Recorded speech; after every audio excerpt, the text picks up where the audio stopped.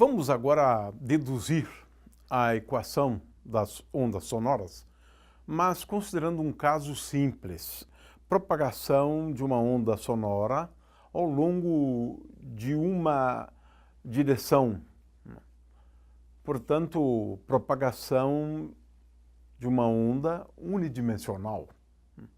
Para simplificar, se quisermos deduzir a equação de ondas sonoras em 3 dimensões, devemos fazer uso das equações da fluidodinâmica. Não vamos fazer isso por conta do fato de que esse exercício ele vale a pena, é simples e dá para a gente entender um pouco da dinâmica do movimento de um fluido, por exemplo, mas pode ser também um sólido. Estamos falando aqui da propagação de ondas de pressão, porque as ondas sonoras são ondas de pressão. Vamos simplificar, né, essa nossa análise, considerando a propagação de ondas só ao longo de um eixo X. Ora, o que temos aqui é matéria, digamos, confinada, né, numa certa região do espaço. Pode ser uma barra metálica, pode ser uma coluna de ar, uma coluna de água. Muito bem. Vamos analisar a propagação de ondas de pressão nesse material aqui. Digamos que a densidade desse material seja ρ, e esse é um dado bastante relevante, né? Isso, ρ, é a densidade, poderíamos colocar até ρ0, né, para indicar que a densidade, enquanto você não tem uma onda de pressão, porque uma onda de pressão, nesse caso, vai introduzir uma perturbação também na densidade, né? Então, essa aqui é a densidade, digamos, uniforme, antes de perturbarmos este material, né? Batendo nele, por exemplo, ou assoprando, se for aqui uma coluna de ar, né? Muito bem, eu estou aqui considerando um elemento de volume deste material, né? E esse elemento de volume, ele é tal que nós aqui acabamos considerando um cilindro, né? É uma coluna de ar, por exemplo, de forma cilíndrica, mas pode ser uma barra também cilíndrica. Para simplificar, mas não é tão importante a forma geométrica, né? Pode ser, por exemplo, retangular, né? Isso não é muito importante. Muito bem.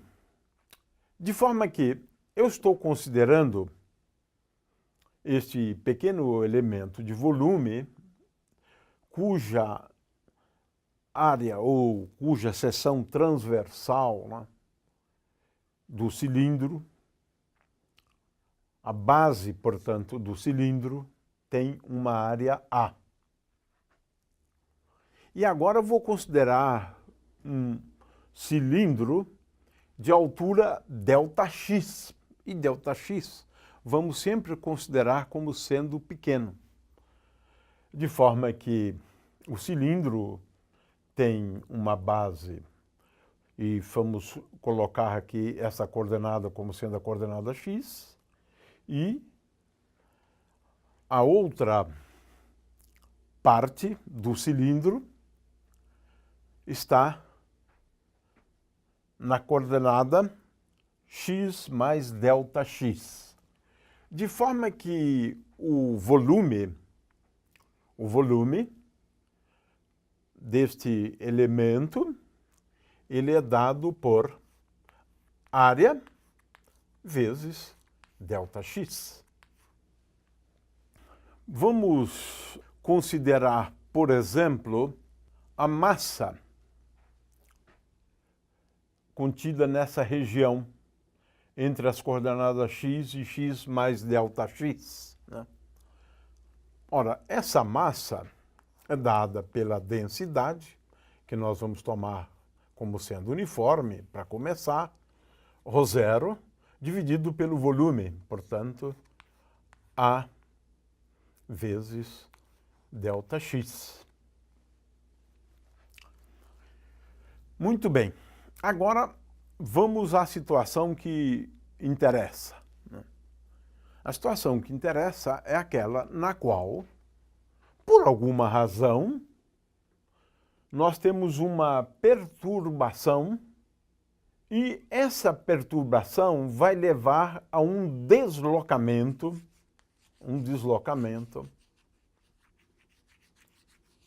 né? E vamos representar, né, o deslocamento como sendo S. Esse deslocamento depende da posição x. Portanto, vamos imaginar que quando acontece uma perturbação, exista um deslocamento de todas as partículas contidas na base, por exemplo, deste cilindro. Ora, pode acontecer de que esta outra parte do cilindro também se desloque. Mas como ele está a uma posição dada por x mais ΔX, o deslocamento dessa porção vai ser, então, representado por S de x mais ΔX. De certa forma, agora, o nosso cilindro, ele efetivamente, por conta do deslocamento, ele mudou de tamanho. Ele mudou de tamanho. Ora, essa mudança de tamanho é dada por, vamos denominar agora a variação do volume apenas, né? O ΔV é igual à área vezes S de x mais ΔX menos S de x. Menos S de x. Ora, é claro que nós não explicamos, né, por que as várias partes, né, desse material se deslocaram. Nós estamos apenas admitindo que se deslocaram. E esse deslocamento, ele é indicado por uma função, né, que depende do ponto. Ora, vamos avançar um pouquinho mais aqui nessa análise e vamos considerar, né, ΔX muito pequeno. Ora, se ΔX é muito pequeno, então eu posso escrever ΔV igual a A vezes S de x mais ΔX, posso escrever como sendo aproximadamente igual a S de x mais ds dx vezes ΔX menos S de x, menos S de x. Como isso aqui se cancela, eu tenho, portanto, que ΔV é igual a A vezes ΔX vezes ds dx. ds dx. Ora, A vezes ΔX é igual ao volume, né, desse elemento, né, que foi escolhido. Ora, isto é V, portanto, a primeira conclusão importante é que ΔV sobre V, ou seja, a variação percentual do volume, pode ser escrito como sendo igual a ds dx. Então, essa é a primeira fórmula importante que nós vamos utilizar. Nós vamos utilizar 3 dados, né? O primeiro é essa expressão aqui para variação percentual, né, do volume. Quando, claro, este material aqui é perturbado e todas as partículas contidas nessa seção transversal se deslocam. S representa o deslocamento de todas as partículas contidas nesse área A, né, como resultado de alguma perturbação. Muito bem. Agora, vamos fazer uso da segunda lei de Newton para a gente entender, né, ou descrever o movimento, né, o movimento do fluido, se for um fluido, se for uma coluna de ar, mas pode ser também o movimento dos vários átomos que compõem um sólido. A ideia é bastante simples. Esse elementozinho, eu redesenhei esse elemento aqui, né? E esse elemento tem uma massa que nós vamos denominar, né, de ΔM apenas, né?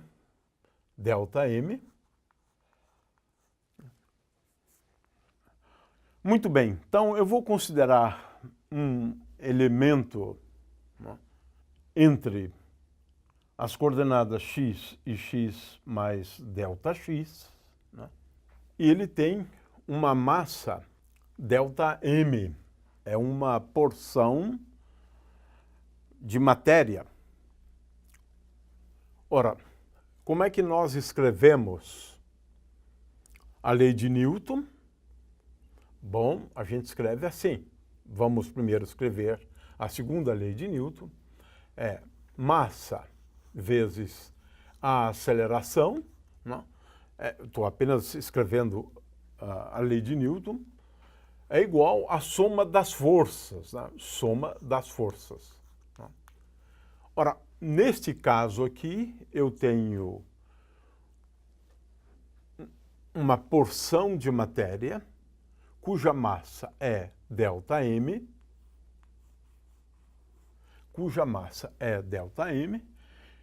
vezes a aceleração. Bom, agora a gente precisa levar em conta, né, já que estamos falando de movimento, nós precisamos agora introduzir o tempo.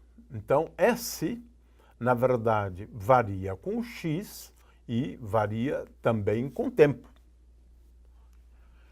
De forma que, levando em conta o tempo, eu tenho aqui que ΔM vezes d2S dt2. Aqui eu tenho a aceleração. Na realidade, aqui eu estou considerando o deslocamento de todo este volume como sendo dado pelo deslocamento da base. Isso não muda muito as coisas, de forma que aqui eu tenho ΔM vezes d2S dt2 como função de x e t, é igual à soma das forças. Ora, eu tenho aqui duas forças na realidade. Uma força, esta aqui da esquerda, denominamos essa força de Fe, né? Fe menos Fd, a força da direita. O que significa esta força, na realidade? Ora, essa força ela pode ser deduzida, ou cada uma delas, a partir da pressão. Porque, por definição, pressão é força dividida pela área. Ora, levando-se em conta esta definição, a força da esquerda é igual a pressão no ponto ou para todos os pontos no material que tem a mesma coordenada x, vezes a área. Ou seja, a pressão nada mais é do que esta força agindo sobre a base do cilindro, né, dividido pela área, de forma que a força, né, portanto, é igual a A vezes P de x. E a força da direita? A força da direita é igual a A vezes P de x mais ΔX. Consequentemente, desta equação segue que ΔM vezes D2S dt2 é igual a A vezes, e agora aqui vou colocar um sinal menos, vezes P de x mais ΔX menos P de x. Ora, o que significa isto? Isto aqui significa que, se eu tomar ΔX muito pequeno, isto aqui eu posso escrever como menos A vezes ΔX vezes dp dx. dp dx. É isto. Por quê? P de x mais ΔX menos P de x eu posso aproximar por dp dx ΔX. Vamos agora olhar quem é ΔM.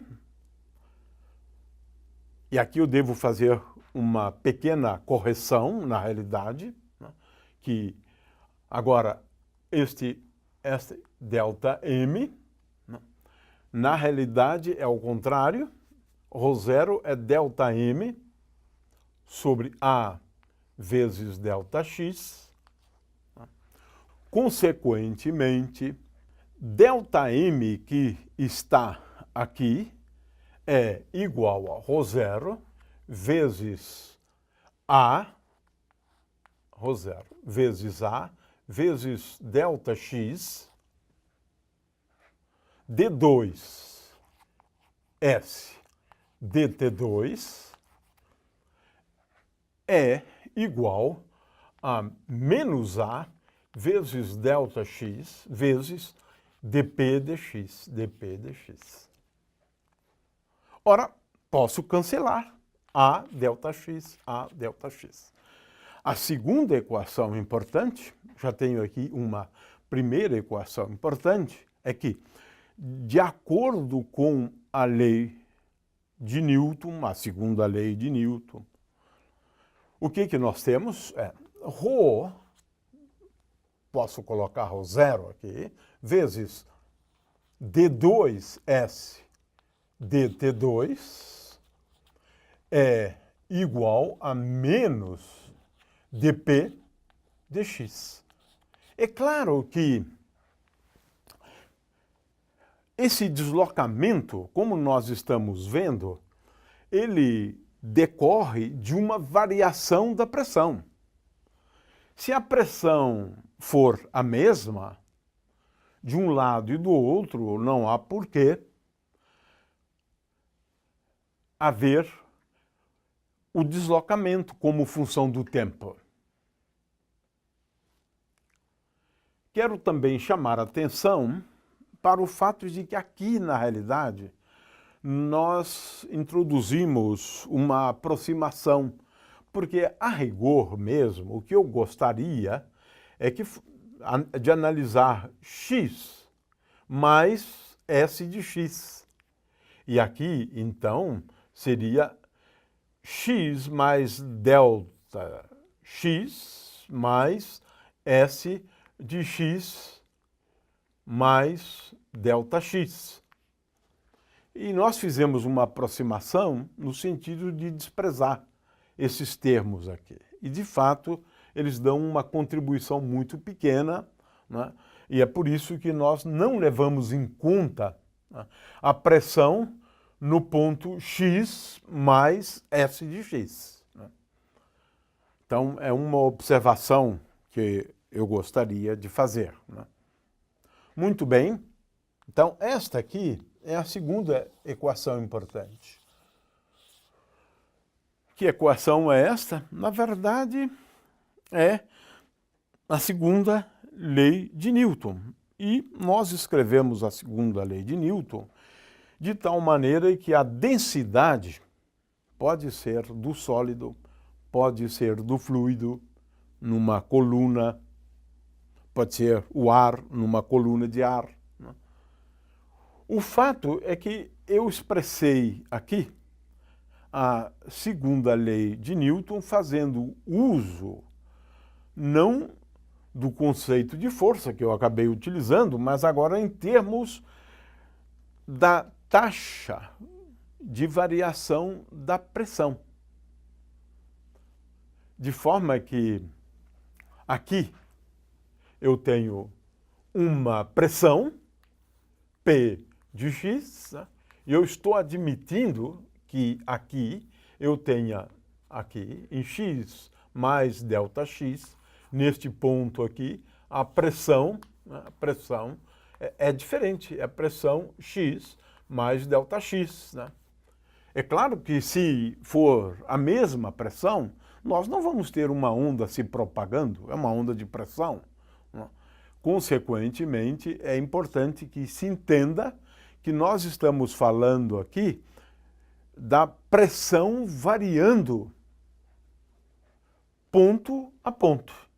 Ponto a ponto. Portanto, a pressão, né, é função de x, como colocado aqui. Na realidade, a pressão, né, é função não só de x, mas do tempo também.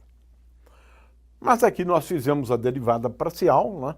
E por que isso? Ora, S é S de xt, portanto, P é P de xt. De forma que a melhor maneira da gente escrever esta equação é ρ0 vezes d2s de x e t, agora estou falando de derivada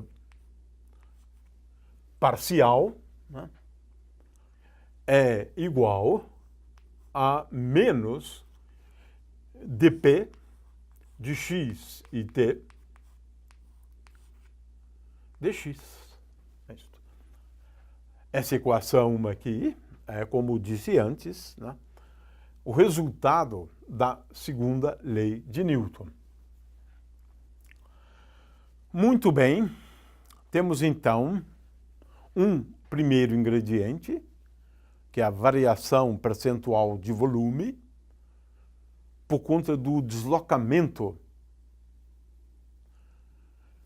da matéria, que está localizada numa região que nós identificamos como sendo uma superfície. Eu tenho aqui o deslocamento desta superfície.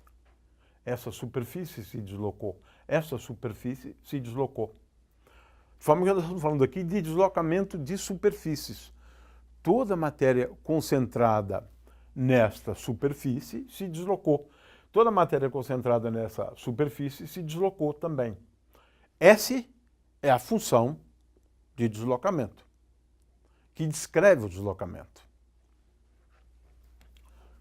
Muito bem, então temos aqui dois resultados importantes e relativamente simples.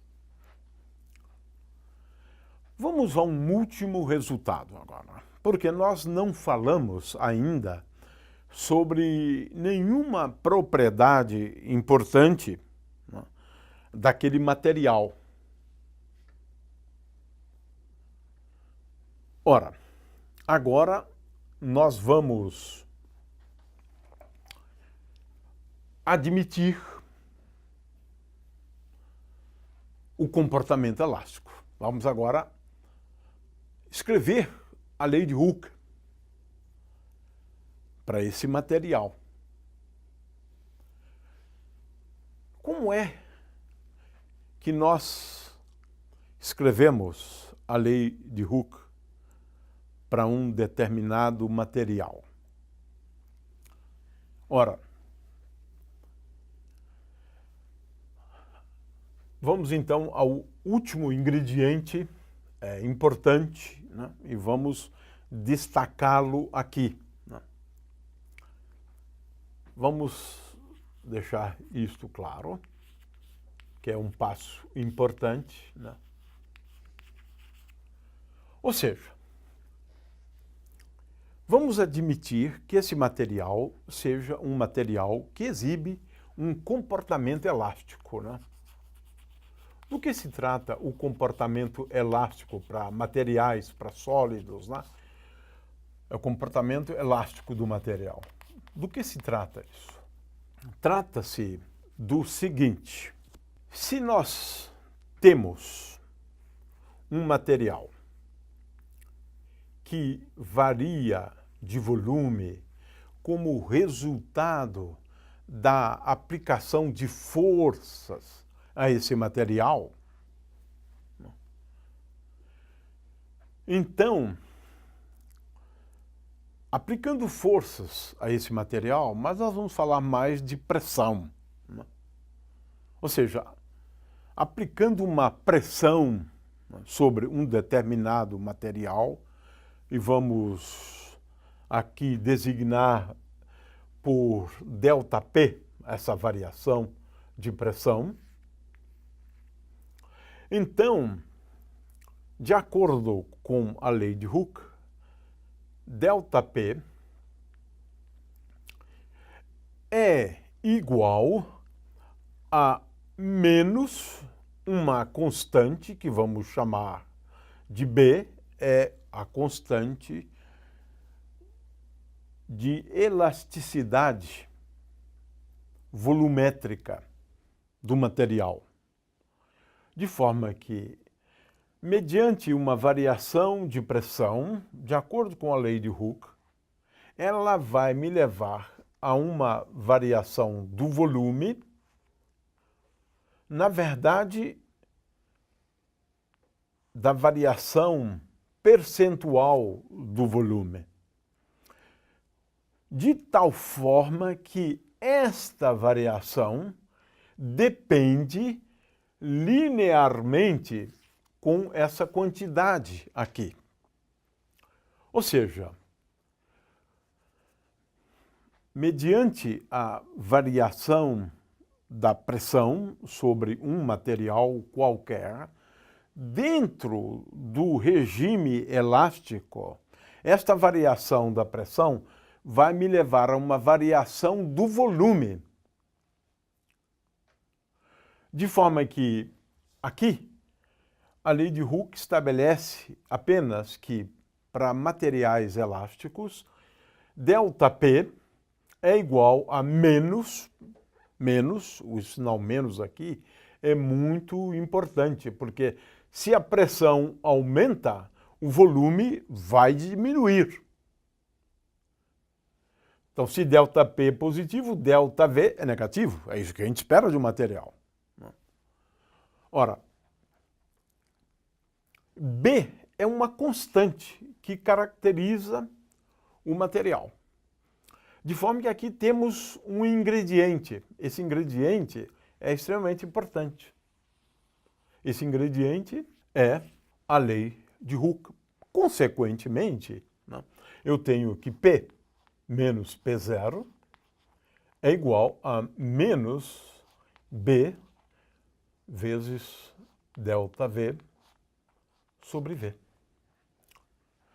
Muito bem, então é isto que nós precisamos. É um ingrediente. Agora introduzo aqui uma constante que caracteriza o material. A constante de elasticidade volumétrica. B, portanto, B é uma constante. Para cada material, essa constante é diferente. Muito bem. Ora, nós já sabemos, né? Vamos voltar agora a esta expressão aqui. Né? Nós já sabemos que ΔV sobre V é igual a ds dx. Portanto, o que importa aqui é que P menos P0 é igual a menos, né, B vezes ds dx. ds dx. Pronto, tenho aqui mais uma informação. Agora, o que eu preciso, na verdade, aqui é menos dp dx. Menos dp dx. Ora, se eu derivar isso aqui com respeito a x, eu tenho o seguinte resultado. dp dx é igual a menos b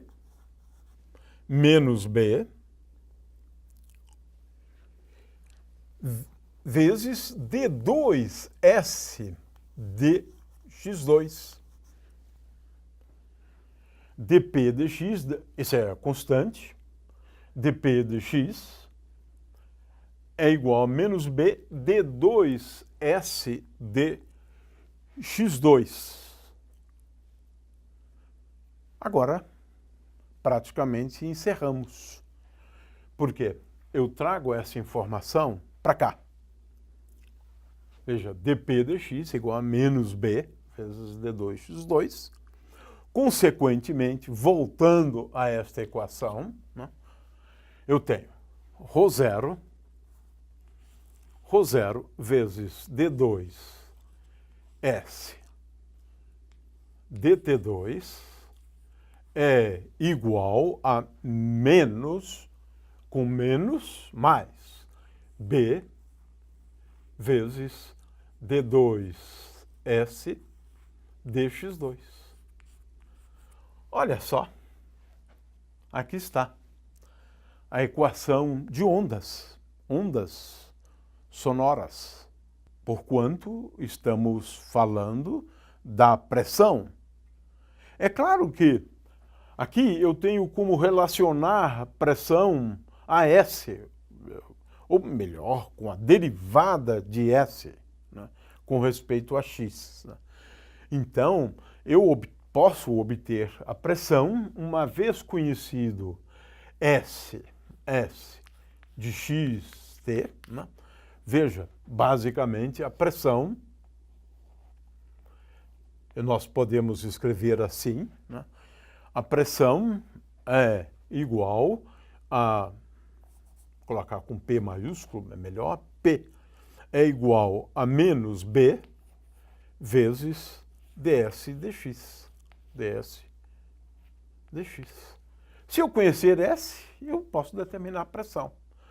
Agora, se vale essa equação aqui para os deslocamentos, eu tenho uma equação igual para a pressão. Muito bem, mas vamos voltar a esta equação. Olha, essa equação aqui é a equação de ondas. Eu coloco B aqui embaixo, né? Portanto, aqui eu tenho D2 S dx2 menos 1 sobre V ao quadrado vezes d2S dt2 igual a zero. Aqui está. Equação de ondas com V. Quem é V? Né? V é só dividido aqui por B. Isso aqui é 1 sobre V ao quadrado. Então, V é igual a raiz quadrada de B sobre ρ zero.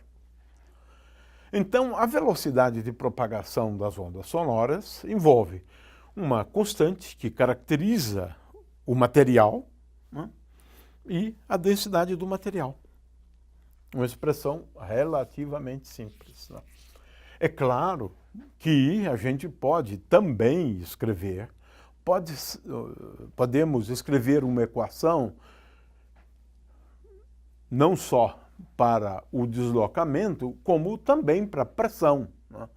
É claro que basta a gente considerar aqui a derivada, né? É facílimo, né, verificar que vale uma equação como esta aqui para pressão também, d2p. Agora, pressão como função de x e t, né? dt2, e aqui 1 sobre a mesma velocidade, né? v ao quadrado, né? Com o sinal menos, mais d2p de x e t dx2 é igual a zero.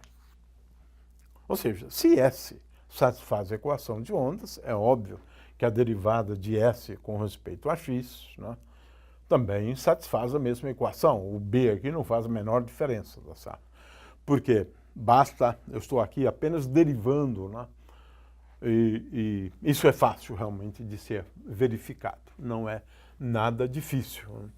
O que é importante, por outro lado, é que a gente saiba uma relação, né, entre a pressão e a taxa de variação do deslocamento com respeito à coordenada x, né? Se eu tenho isso aqui muitas vezes é muito útil. De qualquer maneira, o que nós fizemos aqui, um exercício relativamente simples, né, para deduzir a equação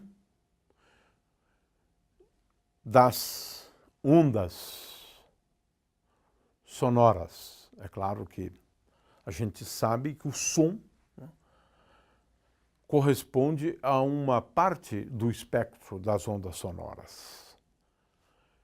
O fato é que nós fizemos uma dedução fazendo uso de poucos elementos, né? Da lei de Hooke, da lei de Newton e de uma relação simples, né, entre a derivada do deslocamento com respeito à coordenada e a variação percentual de volume, porque isso é importante no que diz respeito à lei de Hooke.